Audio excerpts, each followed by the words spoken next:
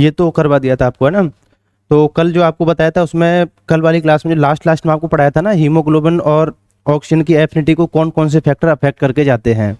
तो उसमें सबसे पहला फैक्टर तो था आपका टेम्परेचर।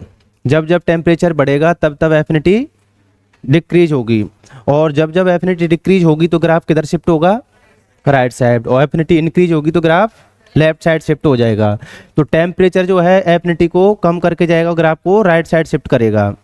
और पीएच का क्या रोल था, पीएच जो होती है एफिनिटी को बढ़ा के जाती है, तो ग्राफ को किधर शिफ्ट करेगी, पीएच बढ़ने पर लेफ्ट साइड। और अगर H प्लस की कंसंट्रेशन बढ़ जाए तो किधर शिफ्ट होगा, लेफ्ट साइड। H प्लस अगर बढ़ेगा तो पीएच कम होगी तो ग्राफ लेफ्ट साइड ही शिफ्ट होगा। H प्लस और पीएच दोनों क्या होते हैं, इनवर्सली प्रोपोर्शनल होते हैं। H प्लस का तो उल्टा होना चाहिए ना वैसे,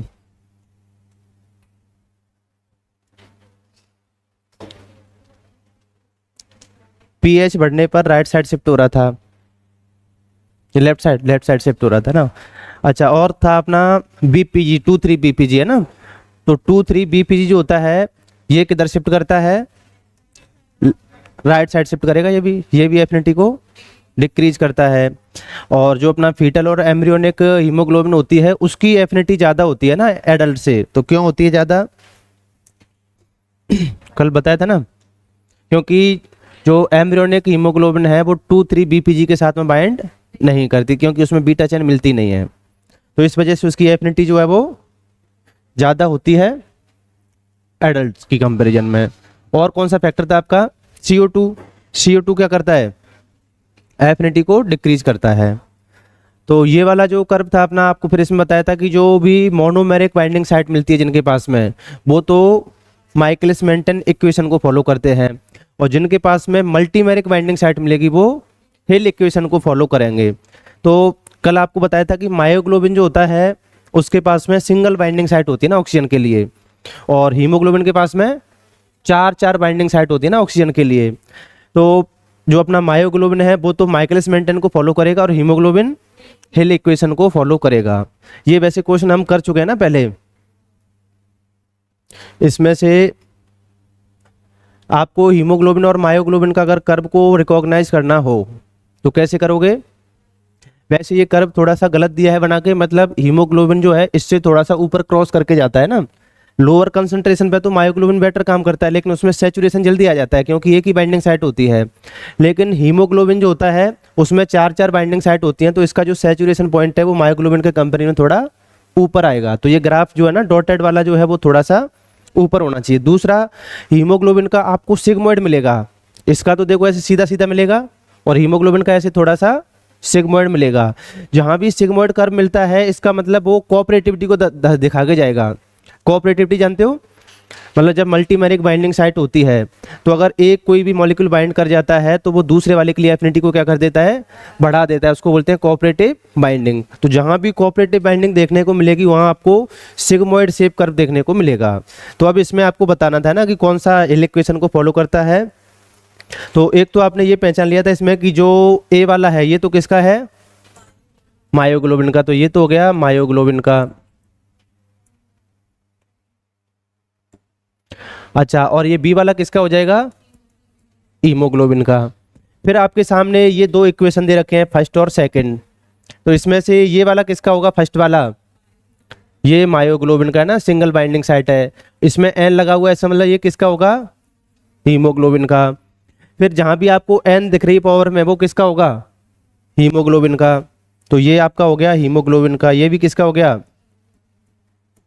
और ये किसका हो जाएगा, और ये किसका हो जाएगा, मायोग्लोबिन का। तो बस यही आपको बताना था। जैसे मायोग्लोबिन का बोल रहा है कि कर्व ए, तो ये सही बात है ना। और रिएक्शन फर्स्ट हो गई। और इक्वेशन कौन सा है, इक्वेशन थर्ड एंड फोर्थ, ये दोनों मायोग्लोबिन के हैं। तो यही बताना था, ये सही है। फिर ऐसे ही आपका आगे है हीमोग्लोबिन का बता रहा है कर्व बी, तो ये भी सही बात है ना। फिर बता रहा है रिएक्शन कौन सी है, कर्व बी रिएक्शन सेकंड, तो रिएक्शन सेकंड सही है। फिर इक्वेशन फर्स्ट एंड सेकंड, तो ये भी सही, मतलब अपना फर्स्ट ऑप्शन ही इसमें सही था। तो इसमें थोड़ा सा जानकारी के अभाव में ये गलत हो सकता है ना क्वेश्चन, मतलब गलत के आप छोड़ के आओगे अगर नहीं आएगा तो इसको, तो ऐसे को तो अब तो छोड़ के नहीं आओगे ना मर। ये अभी लेटेस्ट आया हुआ है जो अभी हुआ था जून 2023 सेकंड शिफ्ट में।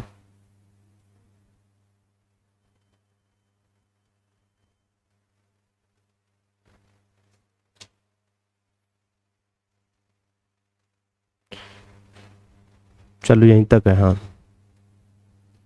ये इसमें बोल के जा रहा है the curve B in the figure below show the oxygen dissociation profile at physiological concentration of CO2 at and pH 7 है ना, एंड होगा यहाँ पे। ठीक है, तो अब आपको बताना है इसमें फिजियोलॉजिकल का मतलब जानते हो ना, जो अभी नॉर्मल अपनी कंडीशन है बॉडी में, जो भी टेम्परेचर pH मिलता है उसको हम क्या बोलते हैं, फिजियोलॉजिकल pH और टेम्परेचर बोलते हैं। तो जैसे pH अपनी 7 के लगभग होती है, आपको पता है ना, और अगर टेम्परेचर की बात करता तो वही 37 के लगभग हो जाएगा। जो भी अपनी बॉडी का फिलहाल है वही फिजियोलॉजिकल pH टेम्परेचर होता है ना। और जैसे आपसे रूम टेम्परेचर की बात कर दिया है तो कितना मानोगे इसको, गर्मियों में कितना मानोगे रूम टेम्परेचर, और सर्दियों में, सर्दियों में कितना मानोगे। जैसे बात आ जाती है रूम टेम्परेचर की, तो गर्मी में कितना रहेगा और सर्दी में कितना रहेगा, मिताली कितना रहेगा, गर्मी सर्दी दोनों में तो गर्मी सर्दी दोनों में वैसे तो चेंज हो जाता है, लेकिन अपने को कितना मानना होता है न्यूमेरिकल में, 25 डिग्री सेल्सियस ही मानना होता है, चाहे गर्मी हो या सर्दी हो। तो इसमें बोल रहा है कि जो कर्व बी है ना, कर्व बी ये रहा, ये आपको फिजियोलॉजिकल pH पर दे रखा है।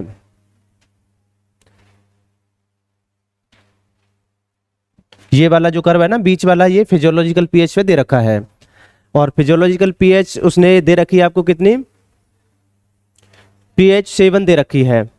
अब क्या करवा के जा रहा है आपसे, an increase in pH would lead to oxygen dissociation profile indicated by. अब उसने क्या किया है, pH को बढ़ा दिया है, और pH बढ़ती है तो एफिनिटी बढ़ती है, और ग्राफ किधर शिफ्ट हो जाएगा, तो लेफ्ट साइड में कौन सा दे रखा है, तो कौन सा मिलेगा आपको, ए वाला मिलेगा। अगर बोलता कि pH कम कर दी है तो कौन सा मिलता, राइट साइड पर सी वाला। बस अनुष्का इतना सही पहचानने के 4 नंबर होते हैं इसमें, इतना सही पहचानना होता है, 4 ही फैक्टर है बस, 4 ही नंबर मिलेंगे तो कौन सा हो जाएगा इसमें आंसर अपना, कर्व ए वाला हो जाएगा। इतना सही पहचानना होता है, बाकी जो कल आपको रामायण महाभारत पढ़ाया था वो तो ऐसे ही था, लास्ट में जो पढ़ाया ना आधे घंटे में, वही बस काम का था इसमें। अब देखते हैं नेक्स्ट क्वेश्चन, ये तो सेकंड वाला हो गया। हाँ, अब देखो हीमोग्लोबिन ट्रांसपोर्ट CO2 इन वीनस ब्लड एज कार्बामेट। से आपको बताया था ना कि CO2 तो कहाँ पर बाइंड करता है, जो एन टर्मिनल पे फ्री NH2 ग्रुप होता है ना वहाँ पर, और ऑक्सीजन अपना जो Fe होती है उसके साथ बाइंड करता है। तो ये तो सही बात है, इसमें कोई दिक्कत नहीं है। The following statements refer to the formation of these carbamates, इनके बारे में आपको बताना है ना। तो CO2 interacts with amino terminal nitrogen of HB polypeptide chains, तो सही बात है या गलत है, ये सही बात है। तो बी वाला रीड करो, CO2 interacts with carboxyl terminal carbons of haemoglobin polypeptide chains, तो ये तो गलत बात है। सी टर्मिनल पे बाइंड करता है या एन टर्मिनल पे, एन टर्मिनल पे, ये सी पे बता रहा है, तो ये तो हो गया गलत फिर बोल रहा है सी वाले में carbamates helps formation of salt bridge, salt bridge जानते हो, between alpha and beta chains of haemoglobin. मतलब 4 चेन होती है ना हीमोग्लोबिन में, 2 अल्फा 2 बीटा, तो आपस में वो कनेक्टेड रहती हैं, लेकिन कौन से बॉन्ड के थ्रू कनेक्टेड रहती हैं, तो वो जो नॉन कोवेलेंट बॉन्ड होते हैं ना, जैसे उसमें आपके हाइड्रोजन बॉन्ड हो सकते हैं, आयनिक इंटरेक्शन हो सकते हैं। तो हाइड्रोजन बॉन्ड और आयनिक इंटरेक्शन दोनों को कंबाइंडली हम क्या बोलते हैं, साल्ट ब्रिज बोलते हैं। तो आपको पता है जहां भी हाइड्रोजन नाइट्रोजन पे जाके बाइंड करेगा, तो आपको पता है नाइट्रोजन हाईली इलेक्ट्रोनेगेटिव एटम है, और उसके साथ जो हाइड्रोजन होता है तो वो दूसरे के साथ में हाइड्रोजन बॉन्ड बनाएगा या नहीं बनाएगा। हाइड्रोजन बॉन्ड बनाने के लिए हाइड्रोजन का FO और N के साथ जुड़ा होना जरूरी होता है। तो अब ये कहां पे जुड़ता है, एन टर्मिनल पे, तो साल्ट ब्रिज बनाने में हेल्प करेगा या नहीं करेगा, करेगा। मतलब देखो ऐसा होता है कि CO2 जो होती है वो एसिडिक नेचर की होती है, तो वो H+ की वजह से साल्ट ब्रिज बना सकता है ना। और कभी ऐसा आ जाए स्टेटमेंट आपके सामने कि दोनों चेन जो होती हैं या चारों चेन जो होती हैं वो आपस में कोवैलेंट बॉन्ड से या डाइसल्फाइड बॉन्ड से जुड़ी होती हैं, तो आपको क्या कर देना है, उसको गलत कर देना है ना। चारों चेन आपस में किससे जुड़ी होती हैं, नॉन कोवैलेंट इंटरेक्शन, और उसमें भी स्पेशल कौन सा, साल्ट ब्रिज। और साल्ट ब्रिज में कौन कौन से इंटरेक्शन आते हैं, हाइड्रोजन बॉन्ड और आयनिक इंटरेक्शन दोनों आते हैं उसमें ना। ऐसे ही आपको एंजाइम के साथ बताया था ना, एंजाइम और सबस्ट्रेट की भी जो बाइंडिंग होती है वो कोवैलेंट होती है, नॉन कोवैलेंट होती है, नॉन कोवैलेंट बाइंडिंग होती है ना। तो ये वाला स्टेटमेंट क्या है अपना, सही है। मतलब हीमोग्लोबिन की चारों चेन आपस में साल्ट ब्रिज के थ्रू कनेक्टेड रहती हैं। फिर है डी वाला, कार्बामेट्स हेल्प्स फॉर्मेशन। अब देखो इस जस्ट सामने आ गया ना, carbamates helps formation of disulphide bridge between alpha and beta chains of haemoglobin, which one of the following option is combination of correct statement. तो सही है गलत है। अब ये डाइसल्फाइड बॉन्ड कैसा हो गया, कोवैलेंट इंटरेक्शन हो गया ना ये वाला, तो ये नहीं मिलता है उनमें। तो क्या हो जाएगा अपना आंसर, A एंड C हो जाएगा ना, दोनों सही है अपने। तो ये आगे के लिए आप ध्यान में रख लेना है ना। ये तो आपको लिखाई दिया था पहले, CO2 कहाँ पर बाइंड करता है, CO2 और O2 दोनों की जो बाइंडिंग साइट होती है वो सेम होती है, डिफरेंट होती है, डिफरेंट होती है। देखो CO2 जो ऑक्सीजन होती है उसकी एफिनिटी सबसे कम होती है, CO2 की एफिनिटी उससे ज़्यादा होती है, और CO की एफिनिटी सबसे ज़्यादा होती है। तो आपसे जैसे सिगरेट वगैरह पीने के लिए मना किया जाता है ना कि सिगरेट नहीं पीनी चाहिए, उससे कैंसर हो जाता है। तो देखो उससे क्या होता है, जब आप सिगरेट पीते हो तो उसमें CO2 तो बनती बनती आपको होता है ना, कुछ जलेगा तो CO2 के साथ साथ में कुछ कार्बन मोनोऑक्साइड भी बन जाती है। अब वही जब आप अंदर लोगे तो लंग्स में जाएगी, लंग्स में O2 भी जाएगी, उसके साथ में CO2 भी जाएगी और CO भी जाएगी। तो O2 और CO2 तो आपको पता है रिवर्सिबल बाइंडिंग होती है इनकी। तो अगर आपको CO2 को डिसोशिएट कराना है तो O2 की कंसंट्रेशन बढ़ा दो, CO2 वहाँ से क्या हो जाएगी, डिसोशिएट हो जाएगी। लेकिन CO की जो बाइंडिंग होती है ये एक तरीके से इरिवर्सिबल टाइप की बाइंडिंग होती है। मतलब आप ऑक्सीजन की इतनी कंसंट्रेशन नहीं बढ़ा सकते कि वो उसको क्या करा सके, वहाँ से डिसोशिएट करा सके। तो फिर एक बार CO बाइंड हो जाती है ना हीमोग्लोबिन के साथ में, तो फिर वो उसकी कैरिंग कैपेसिटी को परमानेंटली क्या कर देती है, डैमेज कर देती है। लेकिन आपको इतनी टेंशन लेने की जरूरत नहीं है, ये अपनी बॉडी है ना, हर चीज़ का इलाज है इसके पास में। तो फिर बॉडी क्या करती है, उसको कंपेंसेट करने के लिए हीमोग्लोबिन का अमाउंट बढ़ा लेती है। कोई आदमी ज़्यादा सिगरेट पिएगा तो क्या होगा, फिर उसमें उसके हीमोग्लोबिन जल्दी डैमेज होंगे, तो उसको कंपेंसेट करने के लिए बॉडी हीमोग्लोबिन का अमाउंट बढ़ा लेगी। तो आपको इतनी टेंशन लेने की जरूरत नहीं है ना, बॉडी के पास में हर चीज़ का समाधान है। तो ये तो हो गया।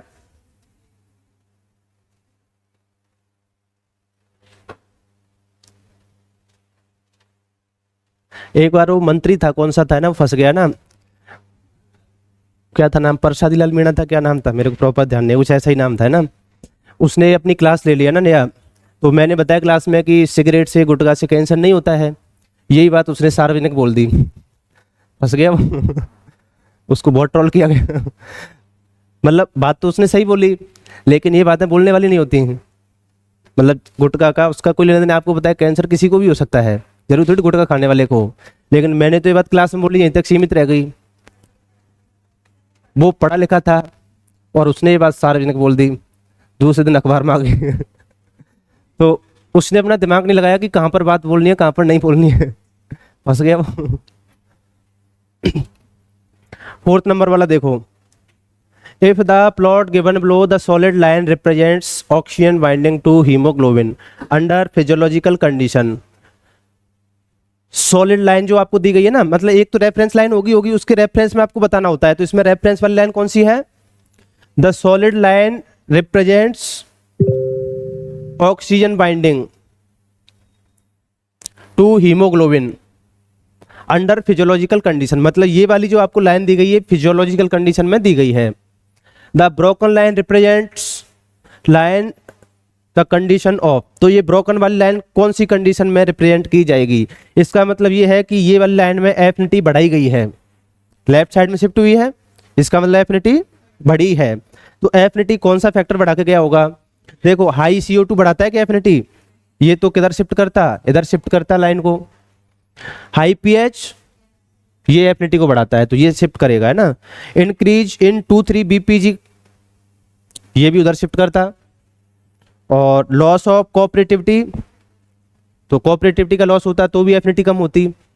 कोऑपरेटिविटी की वजह से एफिनिटी बढ़ती है घटती है, घटी थी या बढ़ी थी करण? बढ़ी थी है ना एफिनिटी।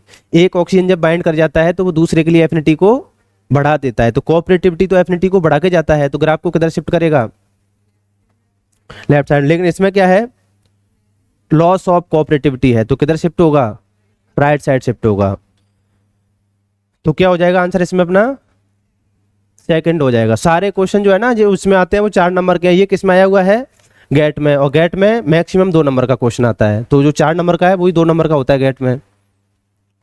क्योंकि अपने नेट में 200 का पेपर होता है, उसमें 100 मार्क्स का पेपर होता है, तो उसमें 2 नंबर के और 1 नंबर के ही आते हैं बस।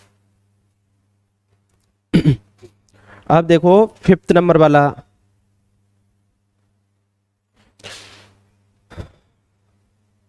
इन high altitude a number of compensatory mechanism operate over a period of time to increase altitude tolerance in humans which is called acclimatisation. The following statements propose these compensatory change. पहले question समझ में आया, ये बताओ। जब हम ऊंचाई पर जाते हैं ना, बहुत ज़्यादा ऊंचाई पर जाते हैं, तो आपको पता है वहाँ पे अपने को सांस लेने में दिक्कत होती है ना ज़्यादा ऊंचाई पर, क्योंकि ऑक्सीजन का इनका पार्शियल प्रेशर क्या हो जाता है? कम हो जाता है। तो उसको कंपेंसेट करने के लिए अपनी बॉडी क्या क्या करती है ये आपको बताना है। तो एक तो पहली बात यही है कि वहाँ पे पार्शियल प्रेशर कम है, तो उसको कंपेंसेट करने के लिए बॉडी आरबीसी का नंबर बढ़ा लेती है। अब इधर के कई जो बच्चे होते हैं ना, जैसे आर्मी वगैरह में भर्ती होने का जो सपना देखते हैं, तो कई बार जो खुली भर्ती वगैरह आती है ना, तो उसकी जो दौड़ वगैरह होती है ना, दौड़ फिजिकल वगैरह होता है, वो लेह लद्दाख ऐसे रीजन में जाके होता है। तो अब यहाँ के बच्चे जैसे जाते हैं, आपको बताया कि अब उनका कोई ऐसे जानकार वगैरह तो रह नहीं रहा है वहाँ पे, जो पहले से 8 दिन पहले जाके डेरा डाल रहे हैं वहाँ पे। तो क्या होता है कि जैसे कल उनकी रेस होनी है, तो आज जाके वहाँ पे पहुँचते हैं। अब आपको पता है आज जाके पहुँचेंगे तो एक दिन में तो उनकी बॉडी उस कंडीशन को ही नहीं सहन कर पाएगी, क्योंकि वहाँ पे जो पार्शियल प्रेशर है वो कम है ऑक्सीजन का। जो वहाँ पे पहले से ही रह रहा है वो तो उसके लिए एक्लिमेटाइज हो चुका है, एडेप्टेशन आ चुका है उसमें। तो लेकिन अभी आप नए नए गए हो तो आपको सांस लेने में दिक्कत होगी, दौड़ करना तो दूर की बात, सांस ही नहीं ले पाओगे ना नॉर्मल कंडीशन में आप वहाँ पर लेह लद्दाख में। तो जाते हैं कई बच्चे दौड़ करने के लिए जाते हैं, दौड़ करने से पहले ही उनकी सांस फूलने लग जाती है, कोई थोड़ा सा दौड़ता है वो गिर जाता है, इतने में ही कई की डेथ भी हो जाती है ना। होगी होगी ऑब्वियसली बात है ना। एक तो अभी अभी आप ऐसे एनवायरनमेंट में गए, दूसरा आपने दौड़ और कर रहे हो तो आपके बॉडी की जो ऑक्सीजन रिक्वायरमेंट है वो और बढ़ जाएगी, तो जो कंप्लीट नहीं हो पाएगी तो क्या होगा? डेथ भी हो जाती है कई की। तो ऐसे रीजन में अगर अपनी दौड़ वगैरह होती है तो उनको कम से कम 4-5 दिन पहले वहाँ पे चले जाना चाहिए। 4-5 दिन में उनकी बॉडी उस रीजन के लिए एक्लिमेटाइज हो जाएगी, तब आप दौड़ करने लायक बनोगे। आप जाते ही वहाँ पे सोचो दौड़ कर लें, जाते ही तो वैसी दिक्कत होती है ना रहने में, दौड़ तो कहाँ से करोगे आप। तो मोस्टली बच्चों के साथ में ये दिक्कत होती है। और दिक्कत सबसे बड़ी ये है कि वहाँ पे कोई उनका जानकार तो रह नहीं रहा है, इतने होटल और वो भी नहीं है ना जो पहले से ही जाकर रुक लें। और दूसरी बात, जो आर्मी वगैरह की तैयारी करते हैं वो कोई पैसे वाले भी नहीं होते, तो ऐसा भी नहीं कि वो 5 दिन 10 दिन है ना होटल का मतलब वो भी पे कर सकें, ये भी दिक्कत होती है सबसे बड़ी। तो अब बॉडी क्या क्या करेगी है ना, प्रोसेस फॉलो, ये बताना है आपको। ठीक है, फर्स्ट वाला है इसका नीचे होगा वो आंसर है ना, वैसे एक से ज़्यादा सही होंगे इसमें, इनकरेक्ट बताने हैं, इनकरेक्ट बताने हैं। चलो है ना, फर्स्ट वाला है the initial increase of ventilation is relatively small in high altitude but the ventilation steadily increase over next few days. मतलब शुरुआत में जब आप जाओगे तो शुरू में तो जो आप सांस लेते हो ना, वेंटिलेशन का मतलब सांस लेने का जो टाइम है ना, वो शुरुआत में तो आप धीरे धीरे ही सांस लोगे ना, मतलब कम लोगे सांस। फिर उसके बाद में जो वेंटिलेशन है वो बढ़ जाएगा। मतलब जो शुरू में तो आप कम सांस ले रहे थे, फिर धीरे धीरे वहाँ पे जब आप रहने लग जाओगे तो एक बार में जो आप सांस लेते हो वो ज़्यादा लोगे और एक बार में जो सांस छोड़ोगे वो भी ज़्यादा छोड़ोगे। तो ये एक एक्लिमेटाइजेशन है। इससे फिर क्या होगा, ज़्यादा से ज़्यादा सांस अंदर जाएगी तो ऑक्सीजन भी उसके साथ में ज़्यादा जाएगा। तो ये भी क्या एक तरीके से एक्लिमेटाइजेशन है। तो ये बात तो सही है ना। शुरू में तो जो अपना वेंटिलेशन है जब आप जाओगे तब तो कम होगा, लेकिन धीरे धीरे वो बढ़ जाएगा। बी वाला है red blood cell 2,3 DPG is increased. Red blood cell में 2,3 डीपीजी क्या हो जाएगा, इंक्रीज हो जाएगा। तो 2,3 डीपीजी बढ़ाने से क्या होगा, रेड ब्लड सेल में आप 2,3 बीपीजी बढ़ा रहे हो तो इससे क्या होगा, देखो अपना जो टारगेट होता है ना, अपना मेन टारगेट होता है लंग्स लेवल पे तो ज़्यादा से ज़्यादा ऑक्सीजन बाइंड कराई जाए हीमोग्लोबिन के साथ में, और टिश्यू लेवल पे ज़्यादा से ज़्यादा डिसोसिएट कराई जाए, तभी तो ज़्यादा से ज़्यादा टिश्यू के पास में पहुँच पाएगी। मतलब जैसे कहीं से भी, मतलब आप जैसे ए से बी तक सामान लेके जा रहे हो, तो यहाँ तो आपका टारगेट रहेगा कि गाड़ी में ज़्यादा से ज़्यादा लोडिंग हो, और यहाँ क्या टारगेट रहेगा, सारी की सारी अनलोडिंग हो जाए। अगर ऐसा हो कि यहाँ से तो आप लोड करके ले गए लेकिन उधर से आधी गाड़ी को फिर से भर के ले आए, तो क्या मैक्सिमम आउटपुट मिलेगा, नहीं मिलेगा। तो आपका टारगेट क्या रहेगा, लंग्स लेवल पे तो ज़्यादा से ज़्यादा ऑक्सीजन बाइंड कर जाए और टिश्यू लेवल पे ज़्यादा से ज़्यादा डिसोसिएट हो जाए, तभी तो मैक्सिमम आउटपुट मिलेगा आपको। तो अब जो अपनी आरबीसी होती है उसमें 2,3 डीपीजी बढ़ाने की बोल रहा है, तो इससे क्या फ़ायदा होगा, टिश्यू लेवल पे जो भी आरबीसी हीमोग्लोबिन ऑक्सीजन को लेके जाएगी वहाँ पे सारी की सारी क्या हो जाएगी, डिसोसिएट, क्योंकि 2,3 बीपीजी बढ़ने से क्या होगा, एफिनिटी कम हो जाएगी, और एफिनिटी कम होगी तो बाइंडिंग ज़्यादा होगी या कम होगी, कम होगी। एफिनिटी कम होगी तो बाइंडिंग कम होगी, तो जितनी भी ऑक्सीजन जाएगी वहाँ पे क्या हो जाएगी, डिसोसिएट हो जाएगी। तो लंग्स लेवल पे तो हमारा टारगेट रहेगा कि 2,3 बीपीजी को कम कर लिया जाए, और टिश्यू लेवल पे क्या टारगेट रहेगा, 2,3 बीपीजी को बढ़ा लिया जाए। समझ में आ गई बात। तो ये बातें जो है कहाँ पर चल रही है, टिश्यू लेवल के लिए बोली गई है ना ये वाली बात। फिर है the blood pH become more alkaline.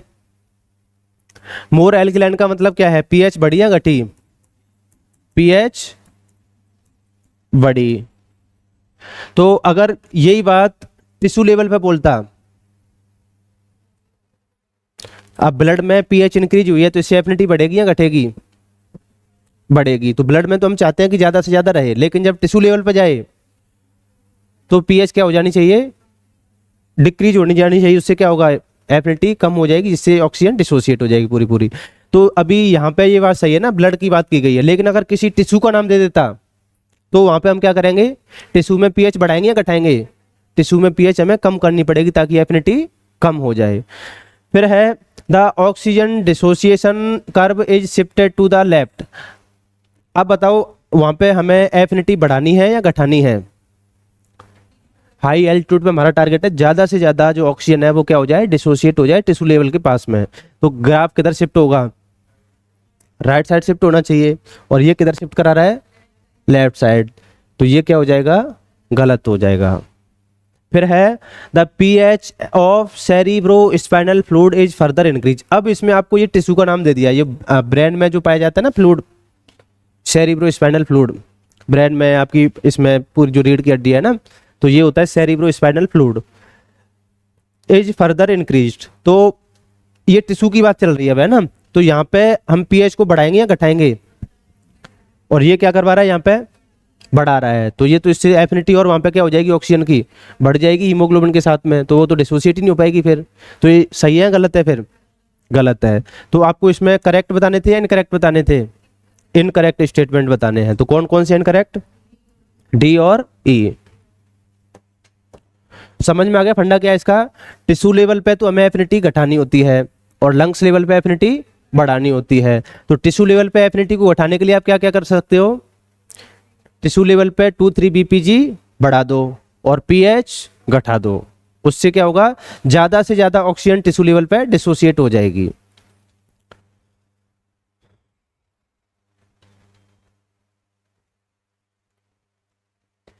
जो सारे अभी लेटेस्ट क्वेश्चन है ना, ज्यादा पुराने नहीं हैं।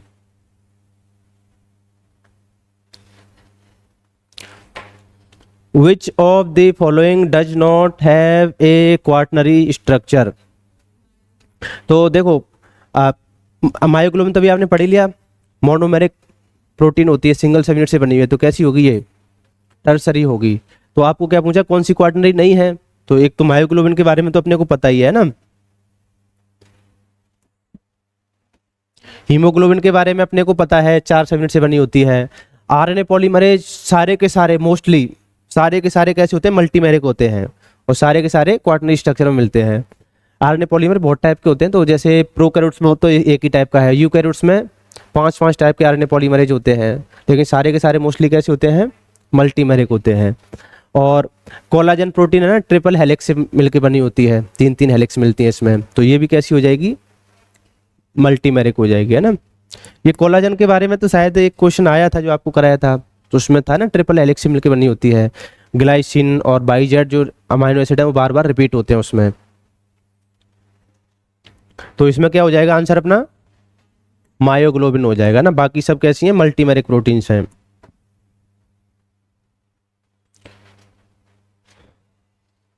7 नंबर वाला, the CO2 dissociation curve of oxygenated and deoxygenated blood are given along with dissolved CO2 below. Following are the statement deduced from the curves above and or based on the knowledge about CO2 transport which may or may not be correct. अब इसका क्या मतलब हुआ,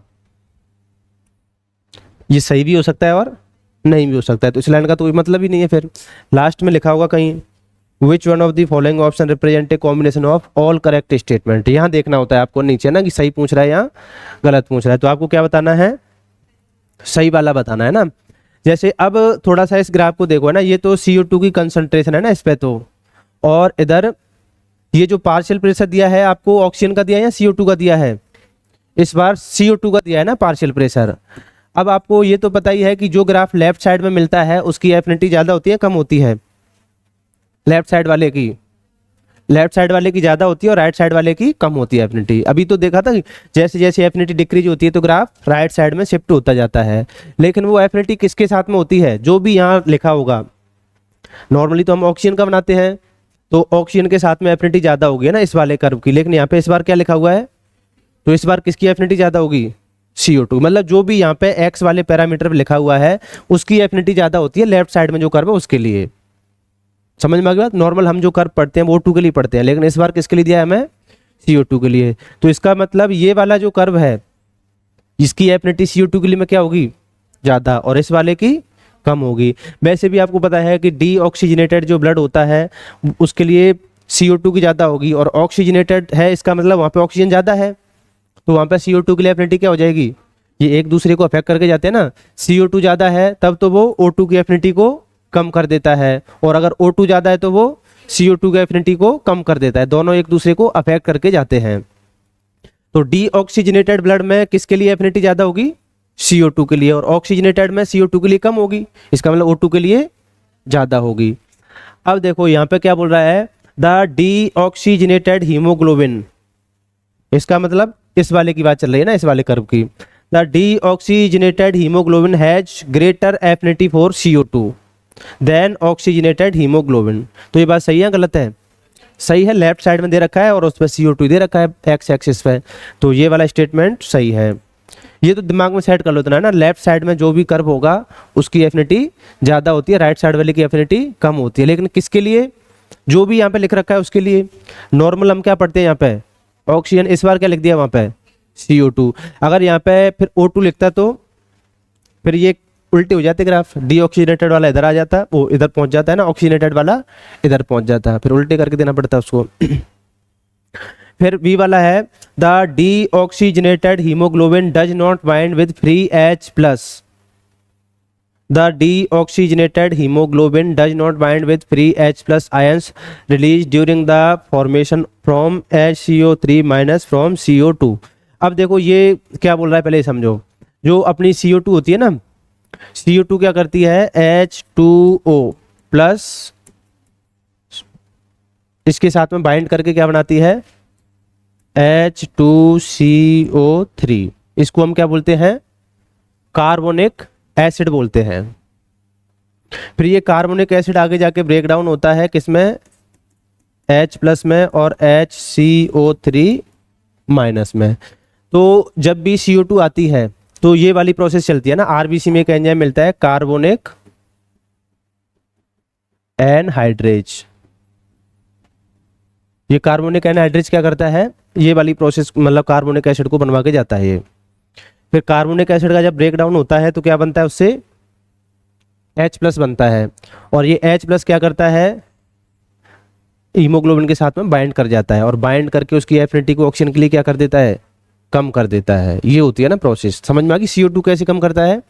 तो CO2 या pH आपने कम कर दी, दोनों एक ही बात है। CO2 जब आप बढ़ाओगे तब भी वही H प्लस से रिलेशन है उसका सीधा सीधा, और अगर आप pH को कम कर रहे हो वहाँ भी H प्लस बढ़ रहे हैं सीधा सीधा। तो H प्लस क्या करता है, उस हीमोग्लोबिन के साथ में बाइंड करके साल्ट ब्रिज वगैरह बना देता है, जिससे उसकी एफिनिटी क्या हो जाती है, कम हो जाती है। समझ में आ गई बात। तो इस तरीके से CO2 का और pH का दोनों का लेना देना होता है। लेकिन ये क्या बोल रहा है, the deoxygenated haemoglobin does not bind बोल रहा है। तो बाइंड करता है H प्लस या नहीं करता, करता है। ये मना कर रहा है बाइंड कराने की, है ना। तो ये वाला स्टेटमेंट क्या हो गया, गलत हो गया। फिर सी वाला देखो,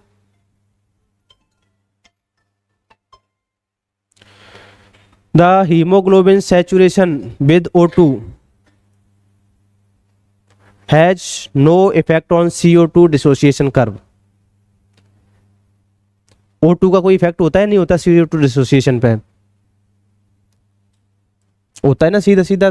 अगर O2 ज्यादा होगा तो CO2 की एफिनिटी कम हो जाएगी, और CO2 ज्यादा होगा तो O2 की एफिनिटी को कम कर देता है। ये क्या बोल रहा है कि कोई इफेक्ट नहीं होता, दोनों एक दूसरे को इनवर्सली इफेक्ट करके जाते हैं।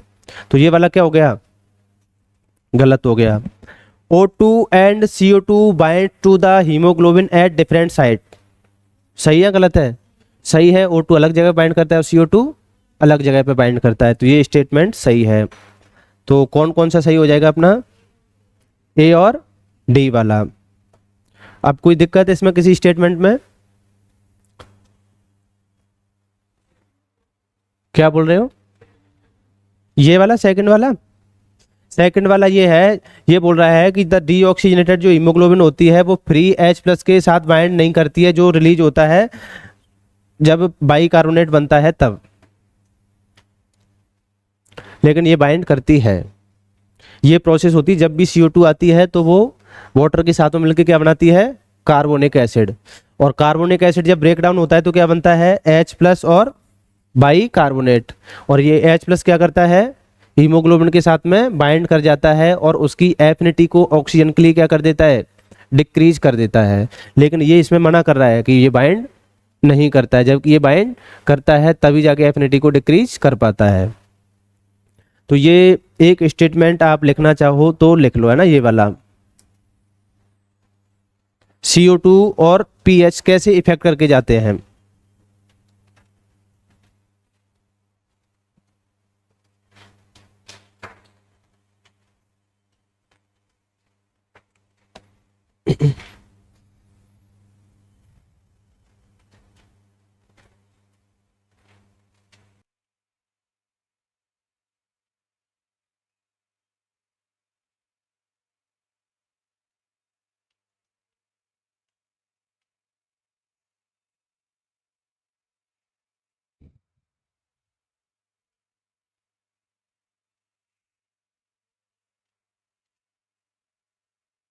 लिख लिया।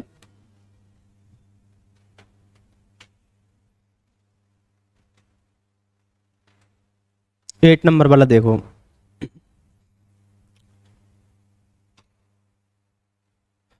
The oxygen haemoglobin dissociation curve illustrate the relationship between PO2 in blood and the number of O2 molecules bound to hemoglobin.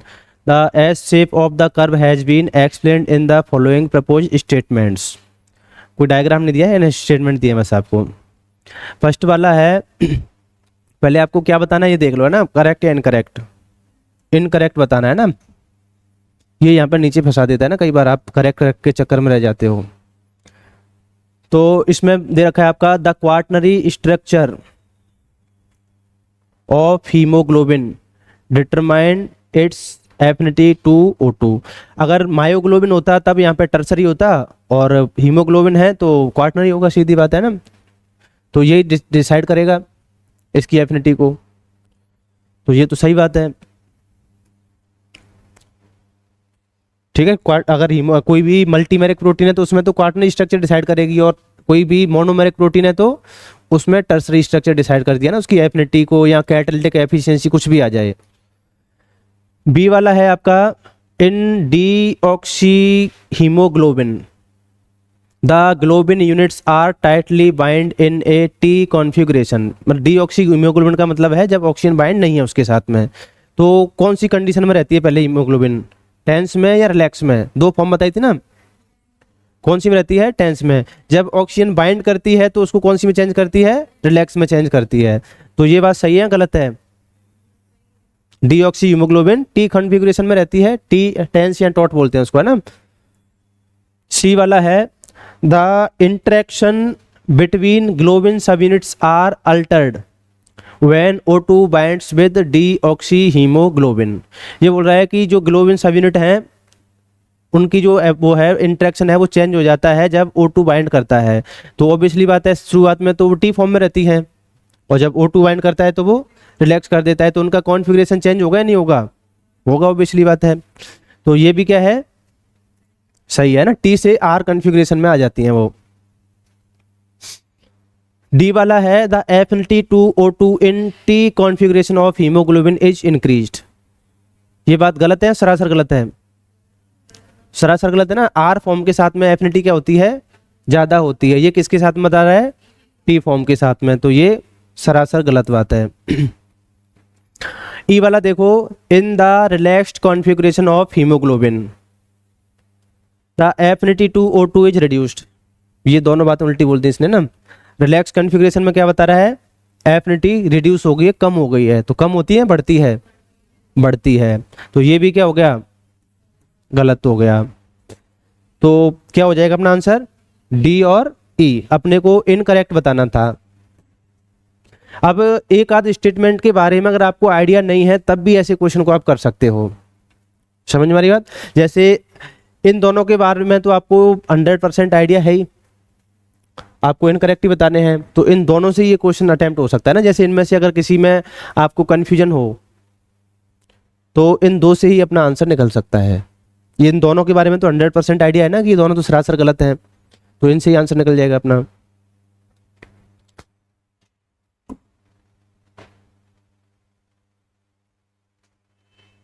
हाँ, ये है आपका 9 नंबर वाला question.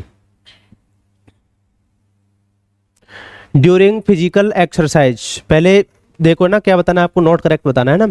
During physical exercise the oxygen supply to the active muscles is increase. Active muscles में वो increase हो जाएगी ना supply. Which has been explain by the following statements.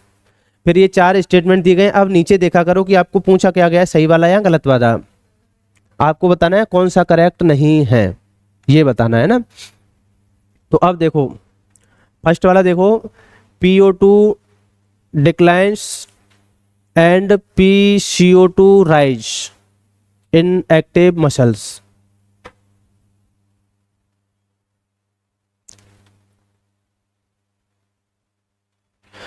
मतलब ये बोल रहा है कि ऑक्सीजन तो डिक्लाइन हो जाएगा और CO2 राइज हो जाएगा एक्टिव मसल्स में। तो इसने बोला क्या है, ऊपर देखो, फिजिकल जब एक्सरसाइज करते हो तो ऑक्सीजन सप्लाई एक्टिव मसल्स में बढ़ा दी जा रही है। एक्सरसाइज करने से तो क्या होता है, ये सही बात है ना, O2 डिक्लाइन होता है, CO2 राइज होता है। लेकिन उसने ऊपर क्या बोला है, सप्लाई बढ़ा दी गई है, तो उससे क्या होगा, ऑक्सीजन का लेवल तो राइज होगा और CO2 का लेवल कम होगा। नॉर्मली तो ऐसा ही होता है, और ऑक्सीजन का लेवल डाउन हो जाता है। लेकिन उसने ऊपर क्या बता दिया है, ऑक्सीजन सप्लाई वहां पे एक्टिव मसल्स में इंक्रीज कर दी गई है, बढ़ा दी गई है। तो उसकी वजह से क्या होगा, ऑक्सीजन का लेवल राइज हो जाएगा और CO2 का लेवल डाउन हो जाएगा। तो ये बात सही है गलत है? सही बात होगी ना ये वाली।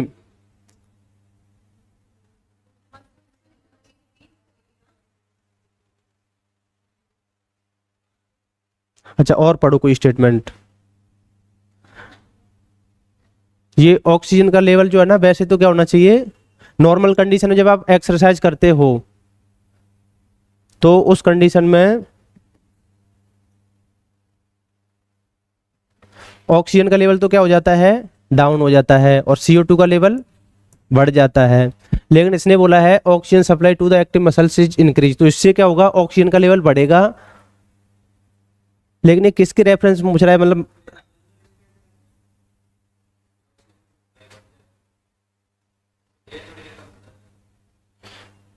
मतलब इसमें ऐसे नहीं लिख रखा है कि बाद की कंडीशन पूछ रहा है या नॉर्मल पहले की पूछ रहा है। जैसे आप एक्सरसाइज ज़्यादा करते हो तो ऑक्सीजन का लेवल तो कम हो जाता है और CO2 का लेवल बढ़ जाता है, लेकिन जब सप्लाई करोगे तो ये उल्टा हो जाएगा। लेकिन इसने ऐसे दे नहीं रखा है कि सप्लाई करने के बाद की कंडीशन पूछ रहा है या पहले की पूछ रहा है। तो और आगे पढ़ लेते ना स्टेटमेंट, जैसे the temperature is increased and pH is decrease in active muscles. अब अपना वहां पे टारगेट रहेगा कि एफिनिटी को क्या किया जाए, pH इज डिक्रीज कर दी, ठीक है सही बात है। तो ना टेम्परेचर बढ़ने से भी एफिनिटी कम होगी और pH डिक्रीज करने से भी एफिनिटी कम होगी, तो ये तो सही है। अपना टारगेट ये तो है कि जितनी भी ऑक्सीजन जाए मसल्स लेवल पे या टिश्यू लेवल पे वो ज़्यादा से ज़्यादा क्या हो जाए, वहाँ पे डिसोशिएट हो जाए। तो डिसोशिएट कराने के लिए आपको टेम्परेचर बढ़ाना पड़ेगा और pH कम करनी पड़ेगी, तो ये तो सही बात है। सी वाला और देखो,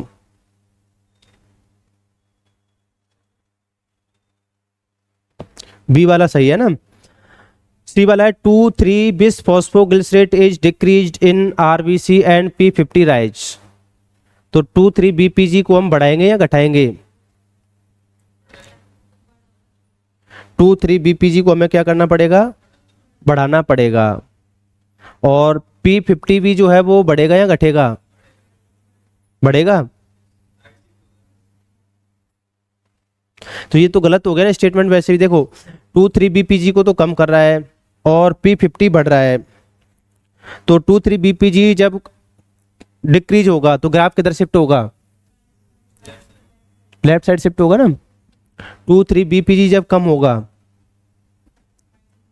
लेफ्ट साइड शिफ्ट होता है, जब बढ़ता है तभी तो राइट साइड शिफ्ट होता है। देखो ऐसे ग्राफ बना लेते हैं कि यहाँ पे अभी अपना P50 यहाँ पर कहीं होगा है ना,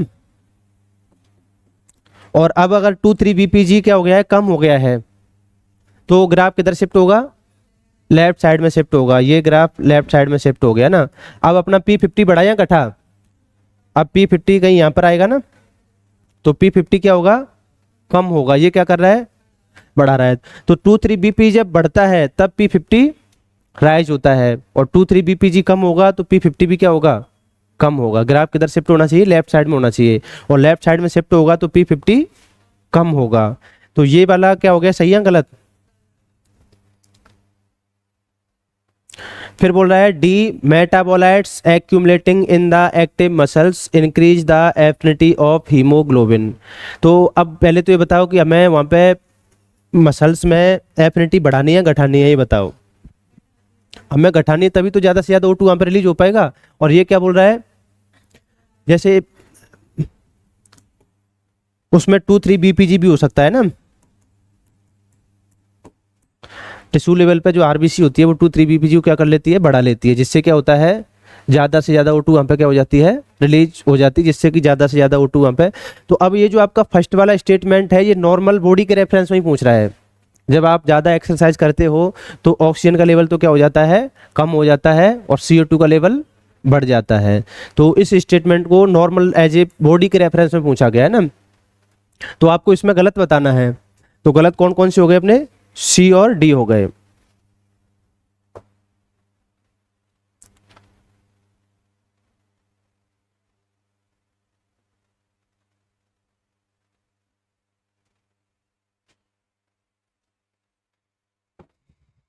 अलग अलग क्वेश्चन है दोनों,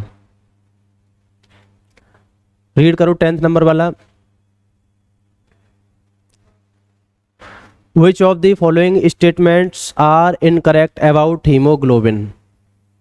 फर्स्ट वाला है haemoglobin demonstrate higher oxygen carrying capacity compare to myoglobin. तो ये बात सही है गलत है, सही है। उसके पास में एक ही बाइंडिंग साइट होती है। वैसे भी कैरिंग कैपेसिटी की बात चल रही है तो है ना, तो वैसे भी आपको होता है वो तो एक रिजर्वायर का काम करता है ना मायोग्लोबिन, तो और ये कैरिंग कैपेसिटी की बात चल रही है ना, तो ये सही बात है ना। There is covalent bonding between the 4 सब यूनिट ऑफ हीमोग्लोबिन। कोवैलेंट होती है, नॉन कोवैलेंट होती है, मतलब साल्ट ब्रिज मिलता है ना दोनों के बीच में। तो ये वाला स्टेटमेंट क्या हो गया, गलत हो गया। During deoxygenation the loss of first oxygen molecule from oxygenated haemoglobin promotes the dissociation of oxygen from the other सब यूनिट। तो आपको बताया था ना, कोऑपरेटिव मैनर में काम करता है। अगर एक बाइंड करता है तो वो दूसरे के लिए बाइंडिंग एफिनिटी को बढ़ा देता है, अगर एक डिसोसिएट होता है तो वो दूसरे के लिए डिसोसिएशन को प्रमोट करेगा।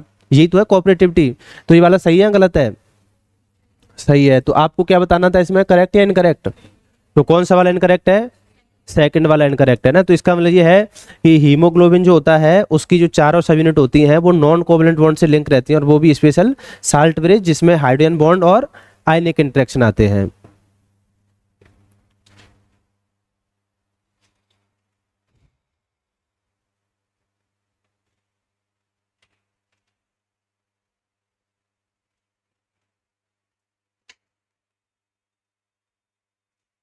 ये आपको कर्व दिया गया है एक, और इसमें क्या बताना है आपको, दो कर्व दिए गए ए और बी।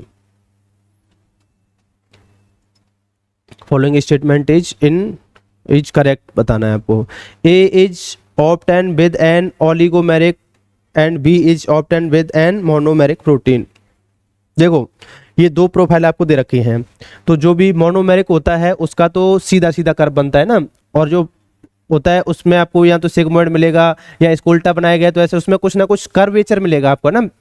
जिसमें भी मल्टीमेरिक बाइंडिंग साइट होगी उसमें तो आपको कर्वेचर मिलेगा, और जिसमें मोनोमेरिक बाइंडिंग साइट होगी उसमें सीधा सीधा, जैसे हमने मायोग्लोबिन का देखा था है ना, और उसका सिग्मोइड शेप देखा था।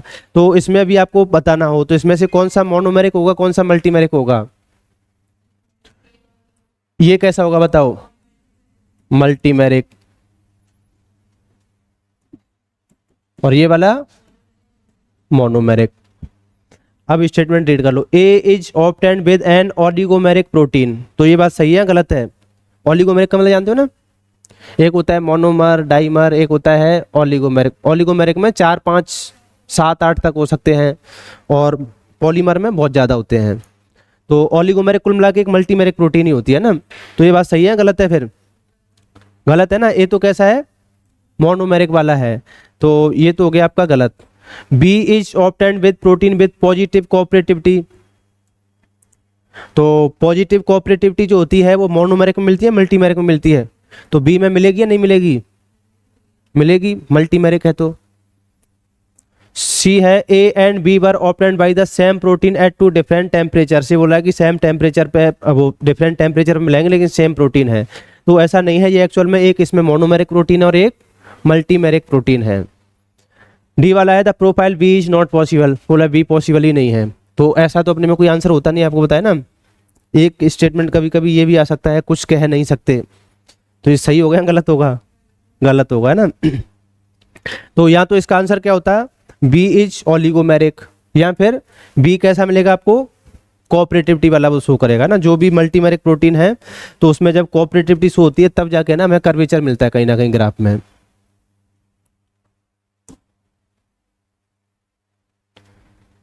12 नंबर वाला, one hemoglobin molecule containing 4 heme groups can bind with 4 O2. The reaction of hemoglobin and O2 are shown below. Which one of the following reaction is fastest? कौन सी होगी फास्टेस्ट?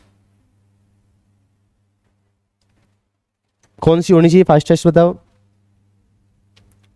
4 ऑक्सीजन बाइंड करते हैं तो कौन सा fastest bind करेगा, पहला दूसरा तीसरा या चौथा?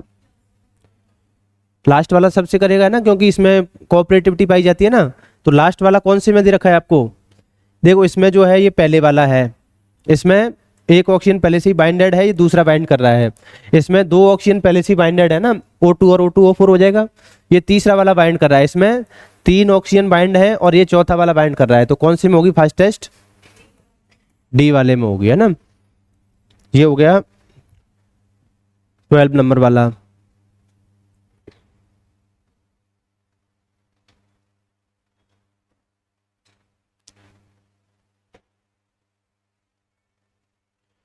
ये कैसे आया अब? ये पहले आप पढ़ लो ना यहाँ पे, फिर वो नीचे डायग्राम को बड़ा कर देंगे।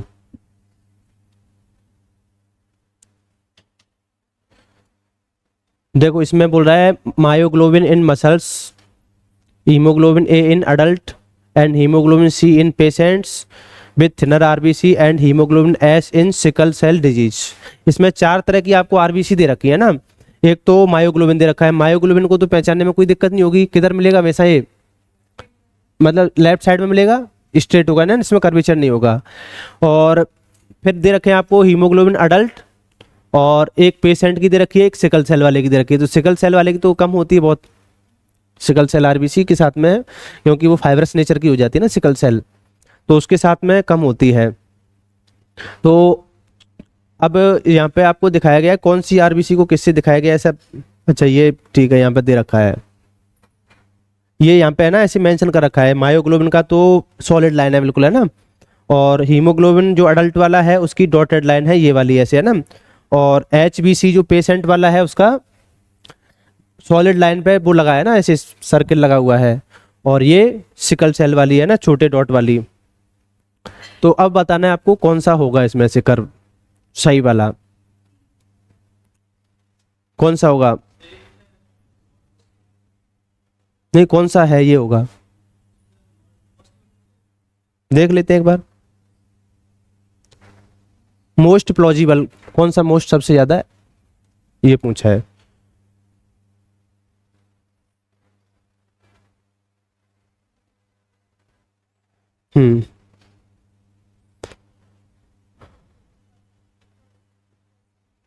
अब देखो पहले तो आप मायोग्लोबिन को ढूंढो, है ना। मायोग्लोबिन जो है सबसे किधर मिलना चाहिए, लेफ्ट में मिलना चाहिए। तो ये वाले जो ग्राफ हैं आपके, ये 2 रिजेक्ट हो गए ना, इनमें मायोग्लोबिन लेफ्ट में नहीं है।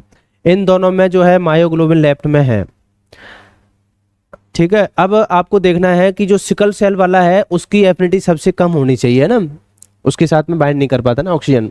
तो सिकल सेल वाला कौन कौन से में दे रखा है, ए में भी दे रखा है और डी में भी दे रखा है, लेकिन डी में थोड़ी ज्यादा ही दे रखी है ना। सिकल सेल वाला जो है ना फाइब्रस नेचर का होने की वजह से उसकी एफिनिटी ऑक्सीजन के साथ में बहुत कम हो जाती है। और आपको दे रखा है एक तो अडल्ट है और एक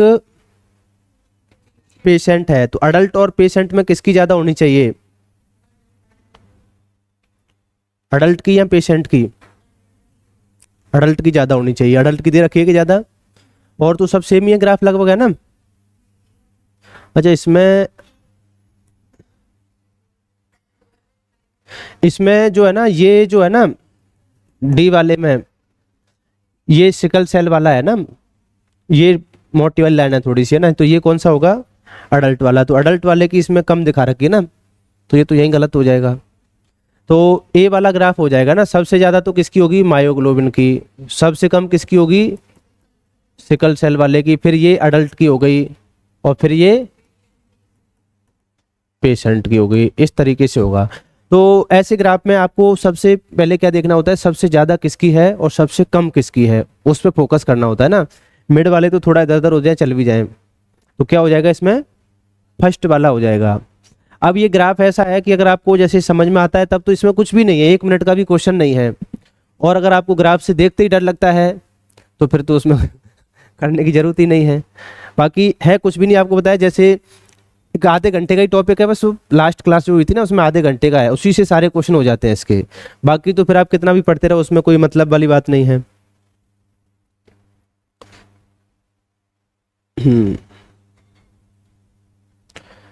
एक ये है आपका in an individual 3 distinct protein bind oxygen depending on the location and development stage while hemoglobin is the major oxygen binding protein in adult। ये तो आपको पता है पहले से ही। Myoglobin is present in skeletal muscles, ये मसल्स में रिजर्वोयर का काम करती है। And foetal haemoglobin is present in the foetal stage, तो फीटल में आपको पता है ना HbF मिलती है, उसमें अल्फा 2 और बीटा 2 या गामा 2 था उसमें ना। The ABC plots represents oxygen binding capacity of, ठीक है। तो अब मायोग्लोबिन को तो आप देखते ही पहचान लेते हो आजकल, मायोग्लोबिन कौन सा होगा, ये वाला तो क्या होगा, मायोग्लोबिन। इसमें तो कोई डाउट ही नहीं है ना, मायोग्लोबिन में जो लेफ्ट साइड में वो मायोग्लोबिन। फिर अब आपके सामने एक अडल्ट है और एक फीटल है, किसकी ज्यादा होती है एफिनिटी, फीटस की। तो जिसकी एफिनिटी ज्यादा वो किधर मिलेगा, तो ये कौन होगा फिर, ठीक है। और ये कौन बचा फिर, अडल्ट, बस इतनी सी बात थी इसमें, इतना सा पहचानने की 4 नंबर हैं। प्रगति इसमें कोई डाउट वाली बात है? अब ये तो आप पहले से जानते हो, ये भी जानते हो ग्राफ किधर शिफ्ट होगा। तो मायोग्लोबिन सबसे लेफ्ट में मिलेगा, और अगर अडल्ट और फीटस में कंपैरिजन करवाए तो फीटस लेफ्ट में मिलेगा, क्योंकि उसकी एफिनिटी ज़्यादा होती है। तो समझ में आ गए क्या होगा आंसर इसका? कौन से में दे रखा है? ए तो मायोग्लोबिन होना चाहिए, डी में दे रखा है ना मायोग्लोबिन, फीटस और हीमोग्लोबिन। अब एक क्वेश्चन और है जो उसमें मिलेगा,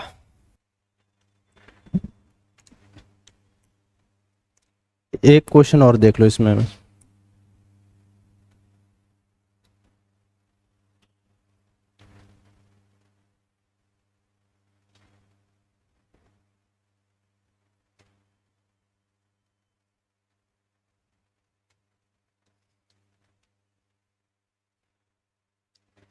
ये वाला हो रहा है।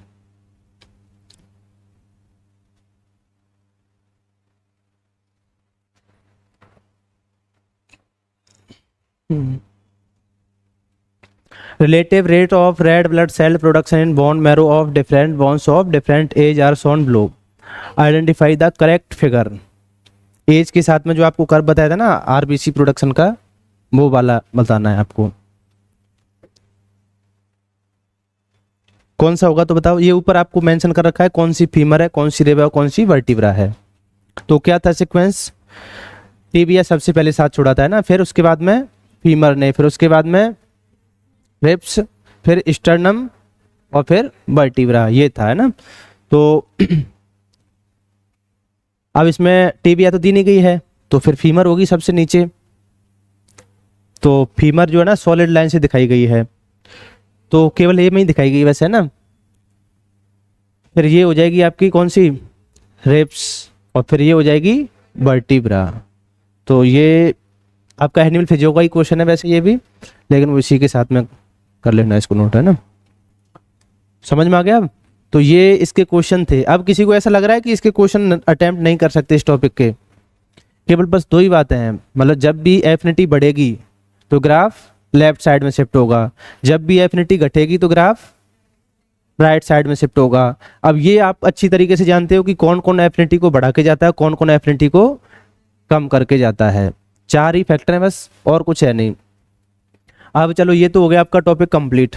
अब नेक्स्ट टॉपिक करते हैं।